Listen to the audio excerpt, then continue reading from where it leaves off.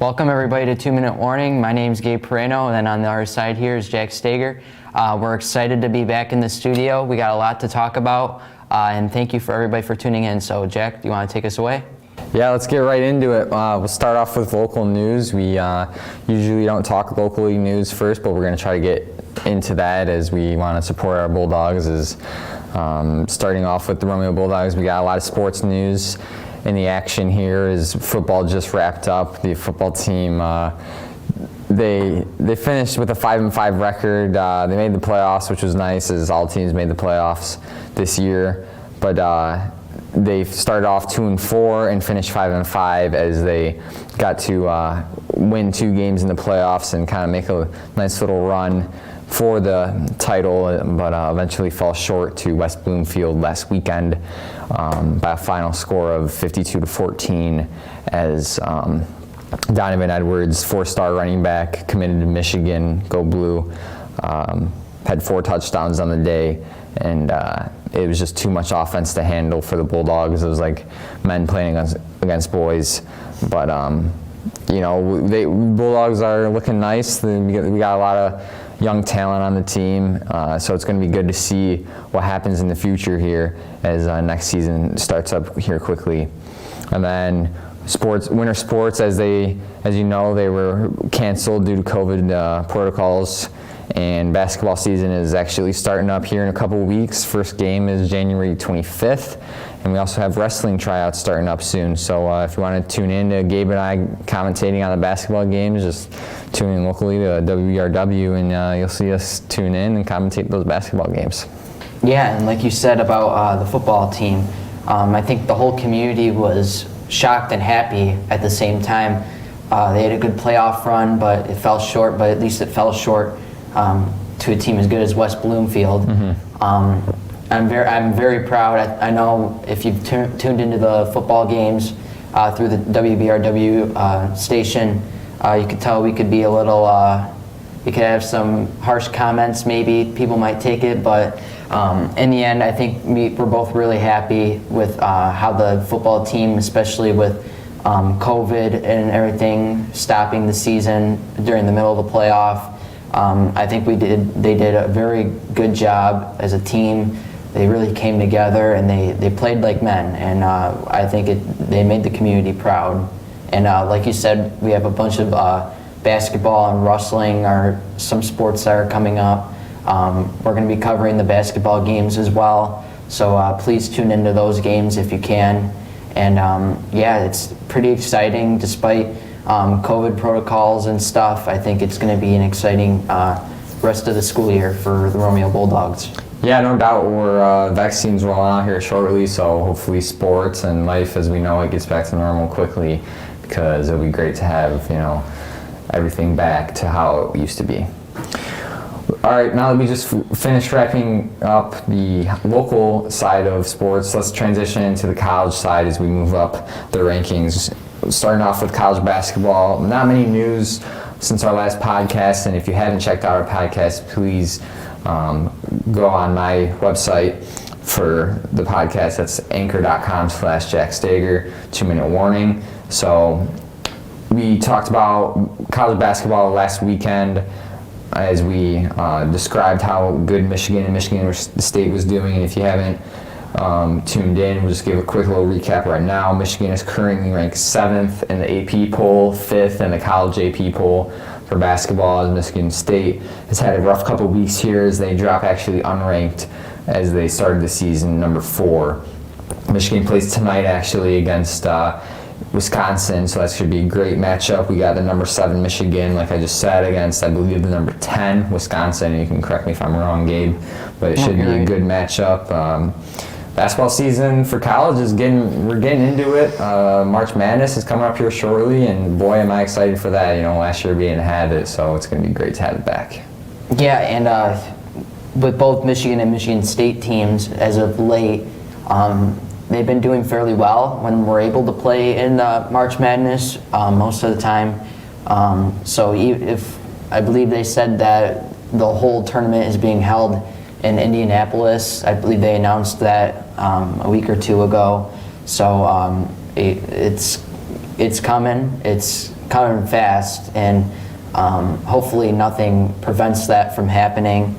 Like you said, Michigan is doing fairly well. Michigan State sort of losing it a little bit, but they still got plenty of time before the Big Ten tournament to really turn things around, because with a team like Michigan State and the coach they have in Tom Izzo, I don't think anybody should count them out yet, especially with their resume in the past few years. But Hunter Dickinson for the Wolverines is still dominating. He's leading the team in points with 8.1, blocks with 1.4, and yeah, they're first in the Big Ten, and everything's going their way. And Michigan State, they just have to find a few key pieces to really turn the program around.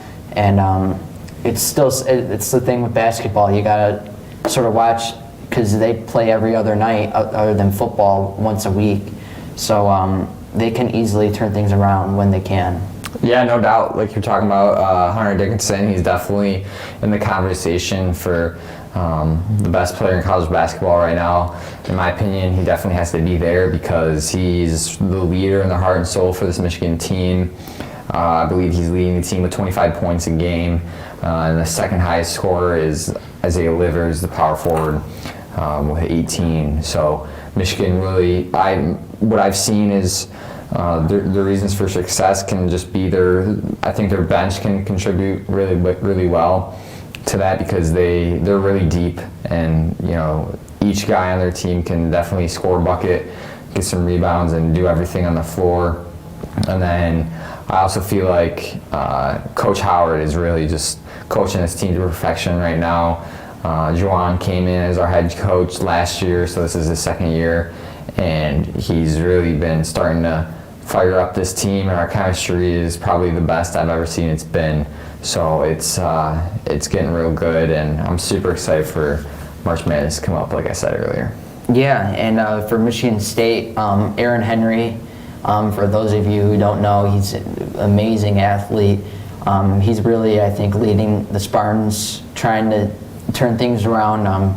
He's basically leading every scoring or offensive category for Michigan State Spartans, so he's a player to watch out for going up against them. But yeah, to wrap things up, I think there's still a lot of good teams, like you said, with Wisconsin playing tonight against Michigan.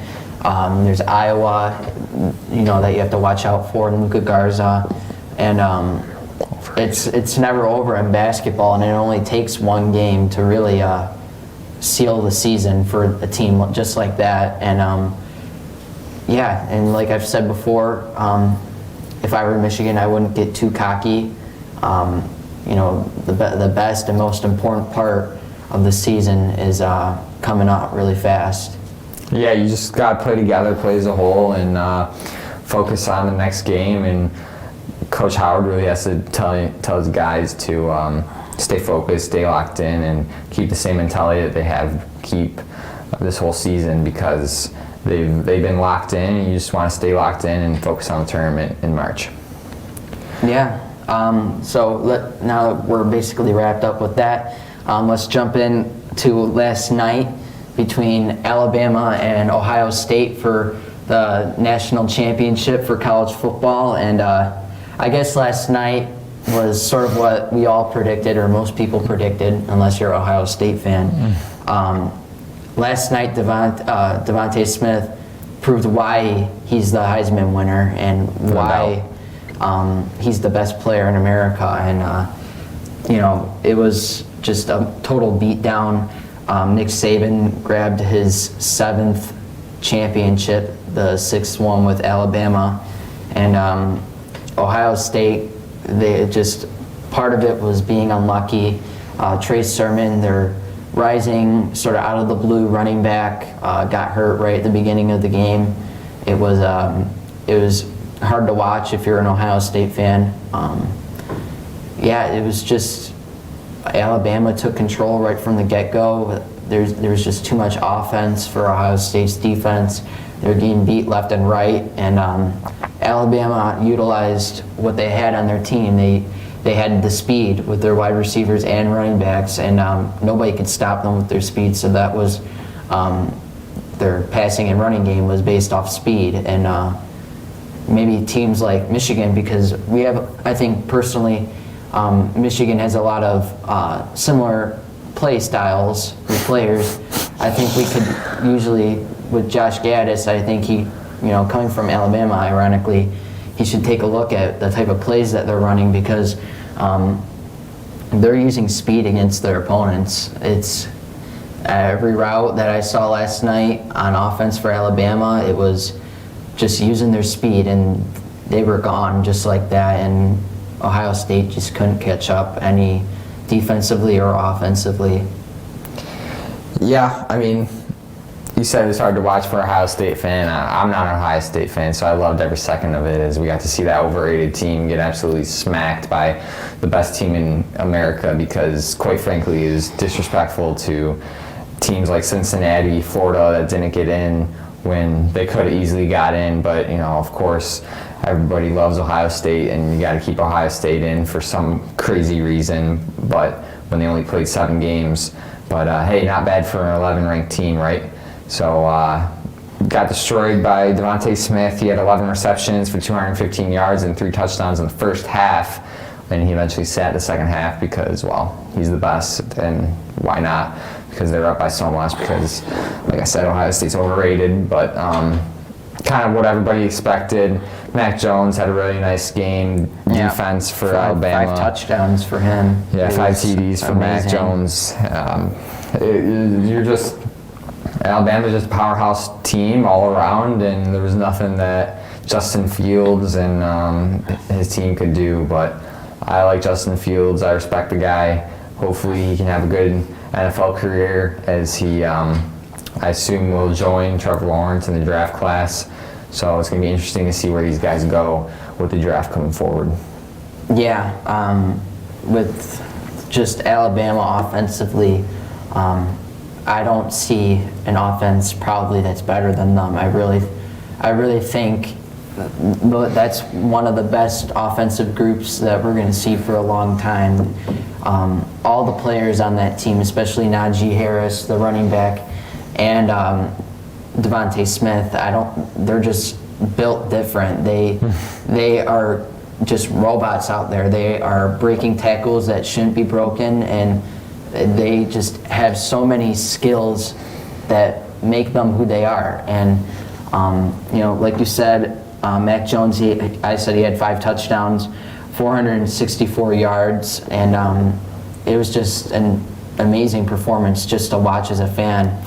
And I've always sort of been iffy about Mac Jones sort of as an NFL player, but I think after watching the game last night, I really think that helped him with where he's going to be drafted. I believe they projected him being a second rounder. He might go first round if it comes up, and he's probably one of the most efficient quarterbacks in the whole, if not the most efficient quarterback in all of college football this year. And I just hope teams like the Lions or maybe even the Steelers with their quarterback situation, hopefully they open an eye about it and maybe consider him, because I really think he's going to be the next quarterback in the league to really turn it on. Yeah, he definitely has talent. Talent's there. He has good reads. My only problem is he has a lot of talent surrounded by him. Yeah. So it's going to be real interesting to see, maybe he makes those guys the talent they are.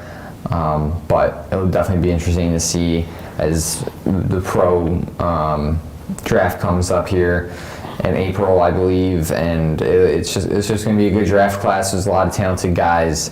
And speaking of football, let's transition to the NFL wild card, because we had a lot of good games on Saturday and Sunday. Starting off with the Saturday games, we had the Buffalo Bills beat the Indianapolis Colts at 1 o'clock by the score of 27-24. Not much to say there. It came down to the final drive, and for me, watching that game, it was just the play calling. I was so surprised by the play calling for Phillip Rivers, as they get it down to the 40, right around the 47 yard line, I believe. So little out of Rodrigo Blankenship's range, it would have been like a 67-yard field goal. So they needed a big chunk of yards, and with like 15 seconds left, they already started chucking up Hail Marys. So I was very disappointed in the play calling for Phillip Rivers. But even then, they played a good game, and it was just too much offense for the Colts defense. Is Josh Allen and Stephon Diggs connection it's there, and you can see and really tell every single game. Yeah. Do you want to go to the Tennessee Titans game, or do you want to skip over that? I mean, we can go to the Titans game. I don't really have much to say. I'm not going to bring my personal point of views of the players on Baltimore into the show, but Baltimore played good. I was very disappointed come towards the end of the game.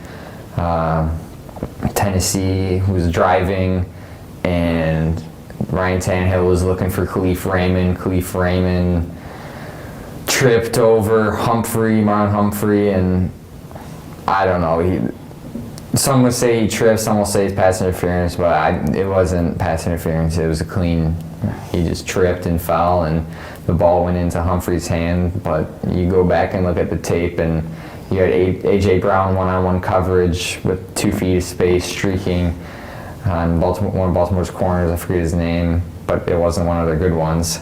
So, and A.J. Brown having the game that he was, I was very disappointed, because that could have been a big play. So I was very upset how that end turned out, but I give kudos to Baltimore's defense as they held Derrick Henry to only 41 yards on the ground, 51 or 52 total yards. So kudos to them, and good luck against Buffalo. That's all I gotta say. Yeah, but don't bring your personal problems or personal issues with the team.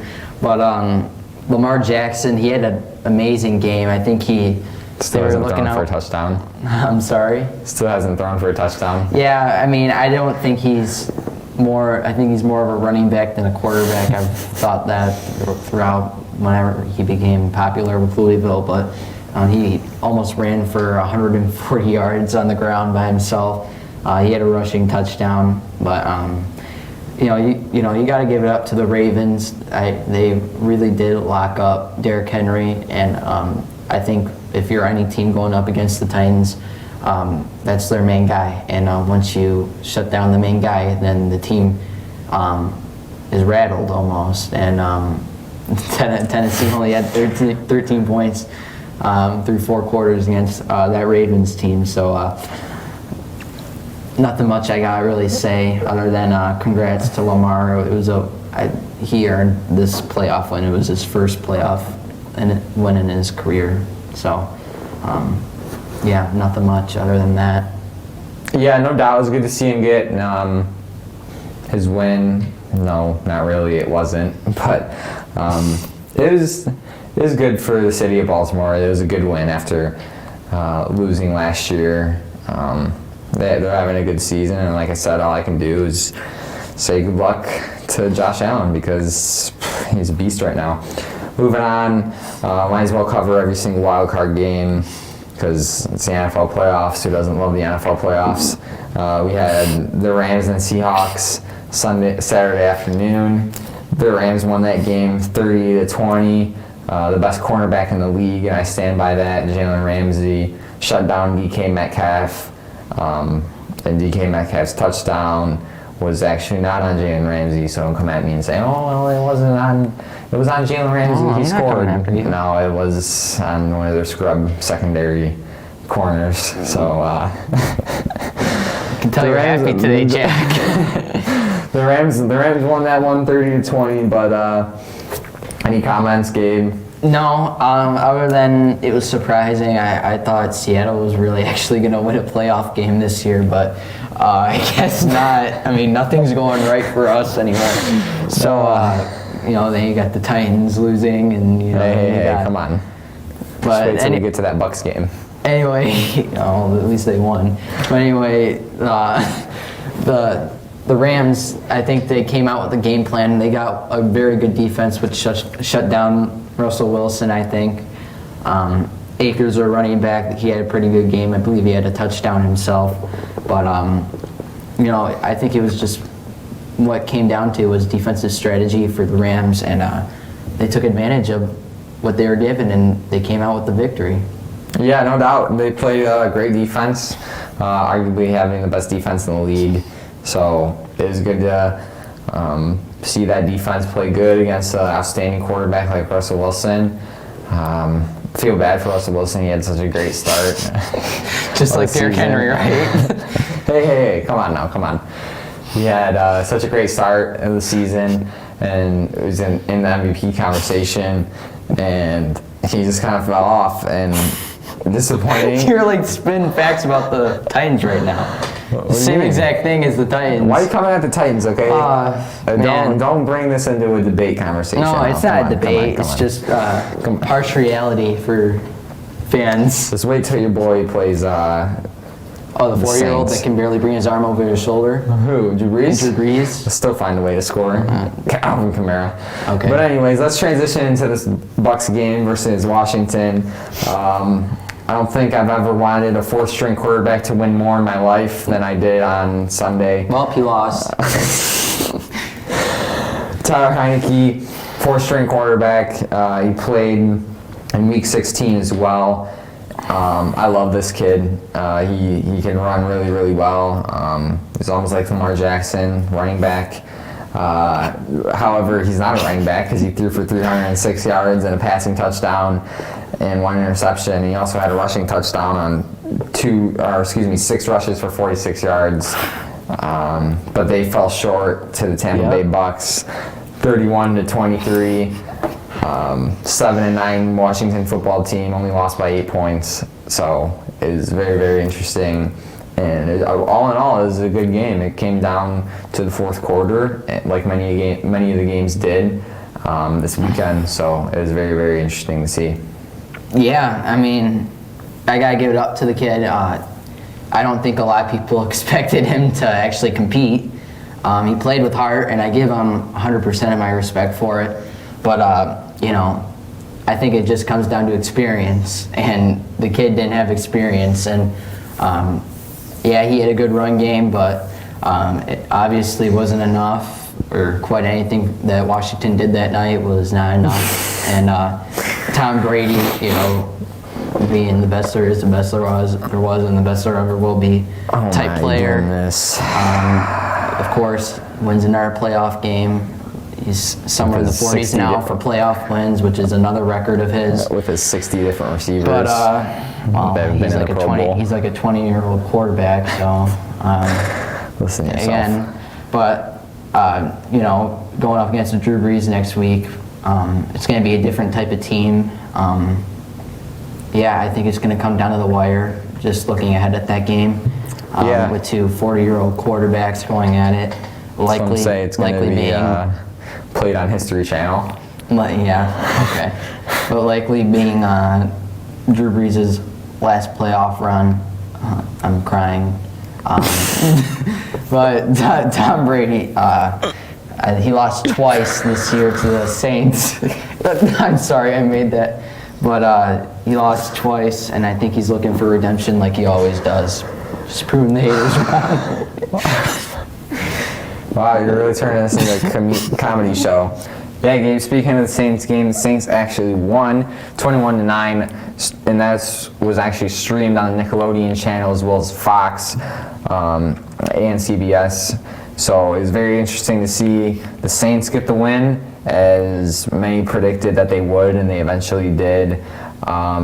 Mitch Trubisky threw for 199 yards and a passing touchdown, mediocre stats for the mediocre quarterback.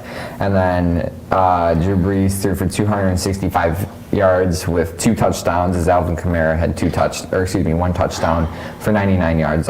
And Michael Thomas, who returned this week after being on the IR for 3 weeks, he had 5 receptions for 73 yards and his first touchdown in 385 days for MT. So it was good to see the Saints offense roll.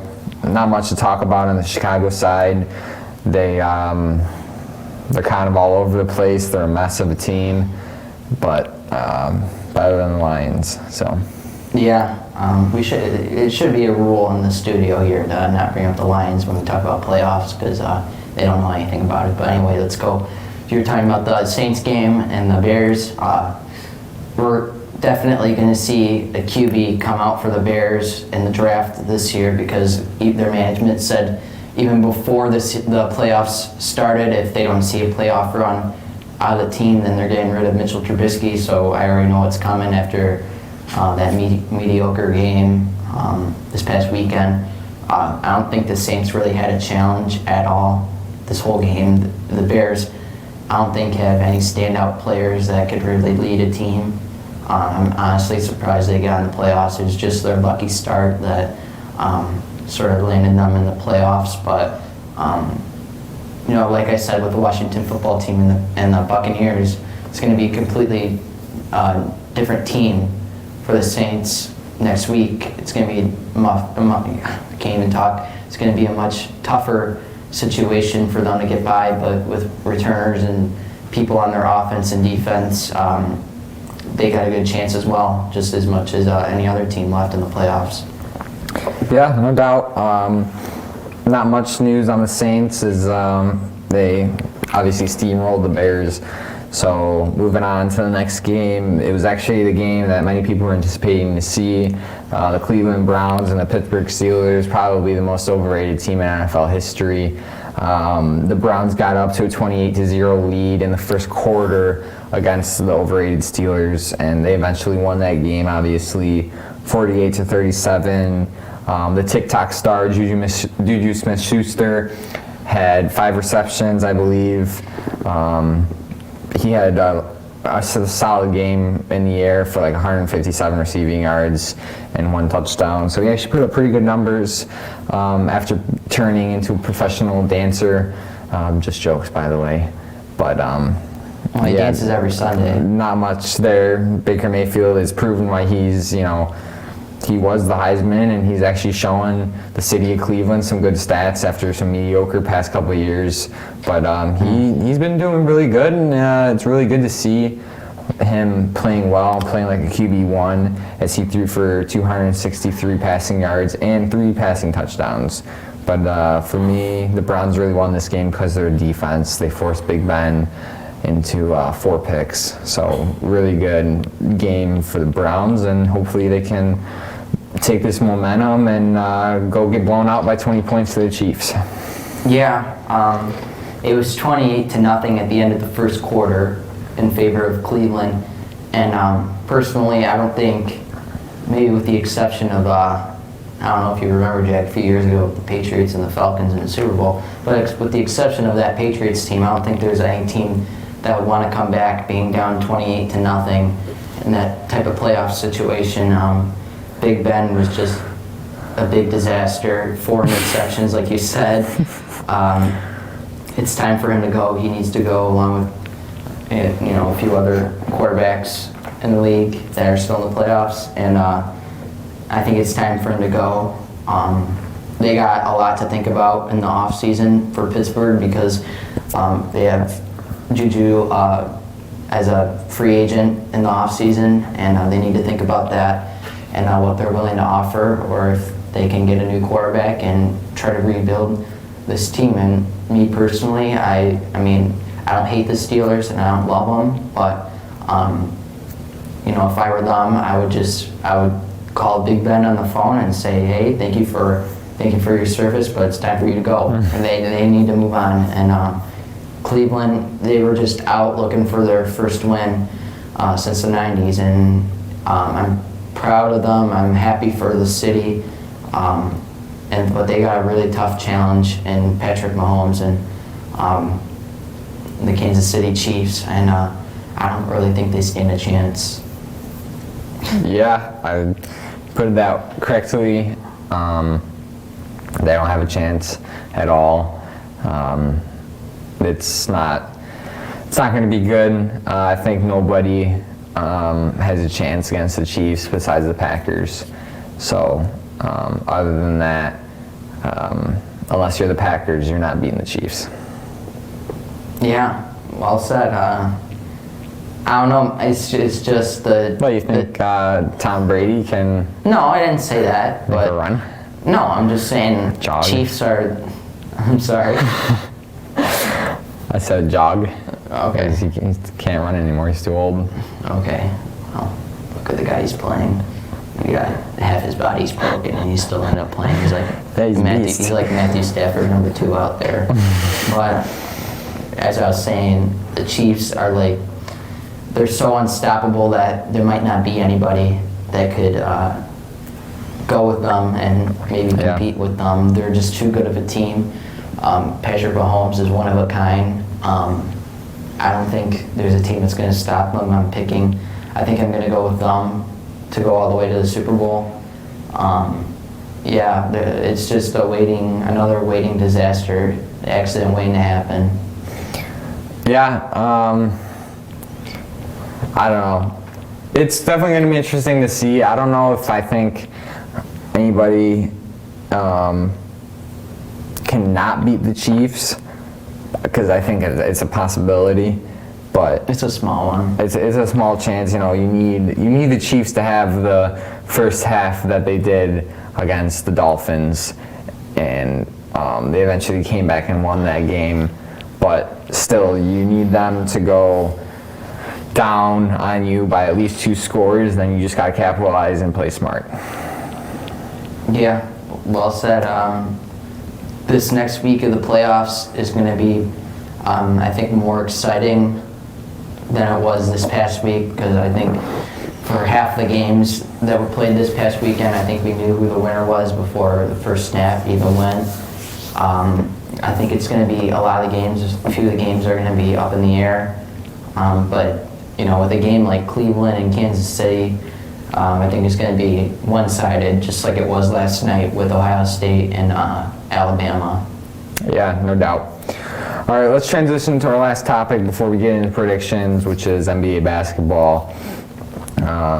Like I said before, if you haven't checked out our podcast, we already gave up a pretty good recap of NBA last week, but obviously games have been played within this week. So in the Eastern Conference, we have the Boston Celtics leading at 7-3, and the Milwaukee Bucks trailing them 7-4. And then in the West, you obviously have the Lakers at 8-3, and multiple teams with 4 losses coming in at second. So Western Conference is pretty close. And then you got the Pistons in the East at 2-8. 2-8. I think we were all expecting maybe just a little bit better, but I always expect the worst with Detroit teams. Their most recent win came against the Suns, and that was by like 5 or 6 points. They're tied for last in the Eastern Conference, I believe, with Toronto. It's a horrible team. There's nothing. I expected so much better out of a team like the Pistons, and I think they are just horrible. There's no other way to put it. I expected them maybe to be like maybe in the race for maybe like an 8 or 7 seed, but obviously that's really never the case, and even if they do end up getting a 7 or 8, they usually don't win a game in the playoffs, and they get ended swept. Getting swept like dust. And there's nothing to look forward to. Even though we got like 70 games left, it doesn't matter. They're only going to win like 11 or 12 of those games. Yeah, Gabe has a point. Definitely disappointing for the Pistons, but then again, it's nothing new, as they seem to do this every year. I'd like to point out some key stats from key players. Stephen Curry has returned for the Warriors, and he's putting up 28.6 points per game. The Warriors are currently 5-4. One of those teams with 4 losses in the West, as everybody else is either below 500 or the Lakers, who are in first at 8-3. So Stephen Curry is in second in points per game. Bradley Beal's in first with 34.9. Zach Levine, actually, I love Zach Levine. He's one of my favorite players in the league. He's really underrated, I think, in my opinion. He's been snubbed multiple times for All-Star and first team, but he's putting up 27.7 points per game. He seems to be doing it all for the Bulls. He's the first player since Michael Jordan, actually, for the Bulls to put up at least 115 points through 3 games. So he's been on a tear this week, and hopefully he keeps balling because the Bulls need something bad. They have a lot of young talent, and I think they can go far here in the near future. But it's going to be great to see how all these teams can keep going through this season. The NBA has had problems with COVID as of late because of multiple players, not doing what they are supposed to do. I believe the Knicks were one of the teams that had multiple players get tested positive, along with the Nuggets, and the 76ers was also another team, as I believe last week they only had to play with 7 players one game because of injuries and COVID. So the NBA is getting tested right now, literally and figuratively, with its problems with COVID. Adam Silver seems to be getting tested by COVID because last year he had such good success in the bubble, and now they get away from the bubble and get into courts and different cities as everybody's traveling. So Adam Silver is getting his first real test of what to do in this situation. Yeah, I wanted to bring up a stat too. It came out maybe the past few days, about the Warriors. They're like 19th in 3-point percentage, but if Kelly Oubre, if anybody knows who he is, he was picked up by the Warriors this season. If he did not shoot a 3-pointer at all, if he took all of his 3-point attempts throughout the whole season so far, they would be 4th as a team in 3-point percentage, but instead they're 19th or 20th. And I think he's one of the reasons why they had such a bad start. I absolutely hated the Warriors when they basically had the second dream team, except it was an actual team. But I just don't think it's fair for players like Steph Curry to have, for how good he is, putting up 62 points the other night. I just think it's a little unfair to have teammates like that, but I guess it is what it is with teams. I don't know. I think we kind of live with it with the Pistons, night in, night out. But hopefully Kelly Oubre does better. I think a lot of people were expecting him to do better than what he is. Yeah, Stephen Curry is definitely feeling the I like to call it the MJ effect. Is you don't really have much. You gotta kind of carry the team on your shoulders and put up those 60-point games to win. As Stephen Curry is doing that, and they've been winning these past couple of games. So that's it for NBA. Unless you have any final comments, there's not much going on right now. Everybody's just kind of starting to get into the rhythm, but we'll definitely have more action here coming up in these next few weeks as the season kind of just starts to dive down into the waters and get ready to go. Yeah, and I don't really have much to say about the NBA, other than maybe teams like the Lakers, who are obviously doing well with their record showing.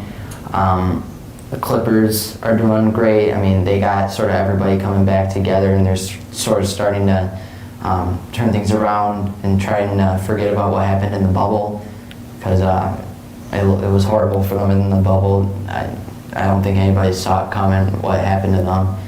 But again, the Pistons, don't tune in watching them because there's no point. Even if they win, they'll still be way down in the standings. And there's nothing to look forward to with the Eastern Conference with the Pistons. Yeah, no doubt. Just gotta hope for the best and prepare for the worst. So let's get right into predictions, Gabe. We'll start off with college basketball. not much to talk about here with college basketball is there's not many games, but let's believe Michigan will be one of our only games for college. But start off with the Michigan and Wisconsin game tonight. They play Wisconsin, like we said earlier, number 10. Who do you think is going to win this game? Oh, I'm going to take Michigan here, no doubt. They have everything going for them. Yeah, it's just going to be one of probably their biggest test so far in the year, and I think it's going to be less than a 10-point game, and I think it's going to be in Michigan's favor tonight. Yeah, the spread is 3.5 points. I'm going to ride with Michigan as well. Not much to say. I really hope I really hope Hunter Dickinson can have the games that he's been having, because they can really push forward and keep the pedal on the metal, as you will, and keep going and keep climbing the rankings and proving everybody wrong. Let's move on to NBA. There's not many games, as we've had cancellations here and there, but let's start off with actually the Brooklyn Nets and the New York Nets. It's kind of a battle with Brooklyn. The Knicks are actually having a great season, so we got the Knicks and the Nets. Who are you going to take? I'm going to take the Nets here. I don't think there's much explaining to do. I just think they're going to be outplayed, the Knicks, like always, and I just think it's going to be a beatdown. Yeah, Kyrie Irving has been not playing these past couple of games because of family reasons. I believe he had a family member pass away. So we hope for the best for Kyrie. At least I do. Hopefully he can get back with his team and prepare, and they can get that team chemistry back. Moving on to Thursday, January 14th. Let's cover the Golden State Warriors and the Denver Nuggets at 10 o'clock. Oh, I'm going to take the Denver Nuggets. I think it's going to be Steph Curry only for the Warriors, like always this season. And, I can't really explain myself too much for these NBA games. It's just, I just think it's going to be the Nuggets by maybe 15 points. I'm going to go with the Warriors. I got Stephen Curry going to have another big game. He's going to have to have a big game. Yeah, put the team on his shoulders. All right, let's get into the NFL, shall we? This is our last prediction because college football is all wrapped up. So let's start off with the Saturday games. We have the LA Rams and the Green Bay Packers. I think it's going to be a tough game. I'm going to stick with Green Bay. I think they're going to prepare better than the Rams have against the Seahawks. Devontae Adams, obviously, he's probably going to have a really good game. Aaron Rodgers, he's just going to be Aaron Rodgers. He's been having a phenomenal season. That's going to carry with them into the playoffs, and I expect Green Bay to come out and win this football game. Yep, Green Bay obviously having the bye week, got a lot of time to prepare. Matchup everybody's going to be looking at is Jalen Ramsey versus Devontae Adams. Devontae Adams is the best receiver in the league. Nobody's better than him, and I'll argue that. But I think if this is the time for the Packers to get out of the playoffs, this is the game. I think from here on out, there's nobody that would be able to beat them in the NFC. So if this is the time for them to lose, it's right now, and the Rams have to play the best they've ever played for them to win. Moving on, we got the Baltimore Ravens and the Buffalo Bills. Which one you got? I don't know. I mean, this is a coin flip game, and I think I'm going to take the Baltimore Ravens here. I think Lamar Jackson is going to have to step up again on offense. Buffalo, on the other hand, you were talking about it earlier, Stephon Diggs and Josh Allen are going to have good chemistry, but they have been having good chemistry, and I think it's going to be sort of what we saw with the Colts and the Bills. I think it's going to be a close game, and I think it's going to come down to the last drive.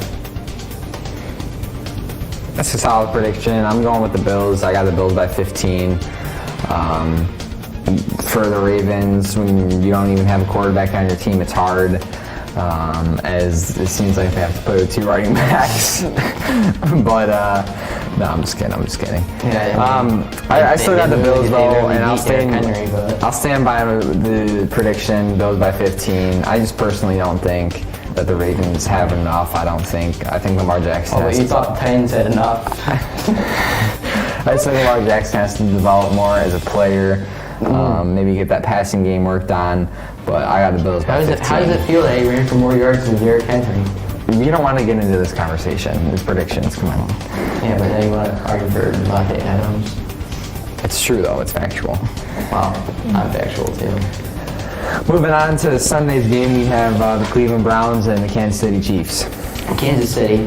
Yep. Moving on to Sunday night, we have the Tampa Bay Buccaneers and New Orleans Saints. Well, there's a reason why it's on Sunday night, because for all the younglings out there, this is probably one of your last chances.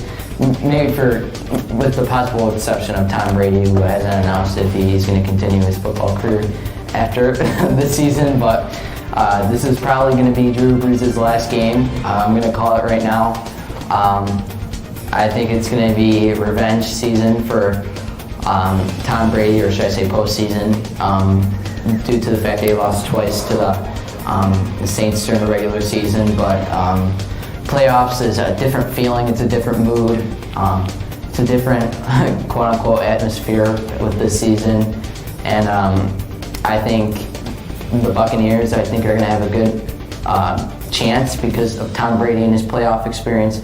But I mean, Drew Brees has also had a lot of playoff experience as well. But I just think it's going to be a quarterback duel.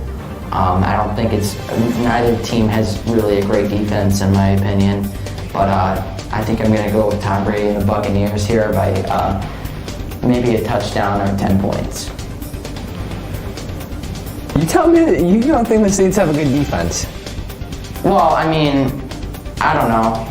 I mean, I I'm not really wholeheartedly impressed. disagree with that statement. I believe the Saints have a top 3 defense in the league. Their secondary is elite. I just think when it comes to the playoffs, they're a completely different team and they're way below expectations. We'll see. It's interesting. I'm going to stick with the Saints. They already beat the Bucs twice, and that was without Michael Thomas for both games. And the second time they beat him, they were out without Drew Brees, and they had Taysom Hill. And I believe they won that game by, I think that was the game that Bucs only scored 3 points compared to the Saints 40. So I think they kind of maybe have the Tampa Bay Bucs figured out. They just got to lock down on Tom Brady and lock it down on the receivers, get some pressure on the old man, maybe hit him a couple times. But yeah, I got the Saints. They got everybody healthy, everybody back. Michael Thomas is probably in his groove now after he just scored his touchdown against the Bears. So with a healthy Saints team, with everybody healthy, and Drew Brees at center, it's a dangerous team. I got the Saints by 10. Only if Drew Brees can make those throws that far. You'll see on Sunday. Yeah, we'll see. See if the shoulder's up for it. All right, that's all we have for today. Thank you for tuning back in. It's good to be back in the studio. Good to be back live and face-to-face after being online and on the podcast for the past few weeks. So it's good to be back. I'm Jack. Can't say go Titans anymore, but go sports, go basketball. It's good to have sports right now, especially in this time. So it's really good to see that all these sports are getting into the playoffs and getting started. So. I'm Gabe. I'm also thankful for being back in the studio. I personally thought it would have been a while before we even were going to consider coming back, but I'm happy we are back. I'm tired of being behind a computer screen doing the podcast. I'm happy that we're doing face-to-face talking. It's just next week I think is going to be a little bit aggressive between us both with what happens this weekend, especially in the NFL and maybe even college basketball. Go Blue. Go Blue. Yeah, and we got a lot more to talk about next week, and stay tuned for the Pistons and the NFL playoffs this weekend. Yeah, no doubt. Go Blue. See you next week, and take it easy. Yep.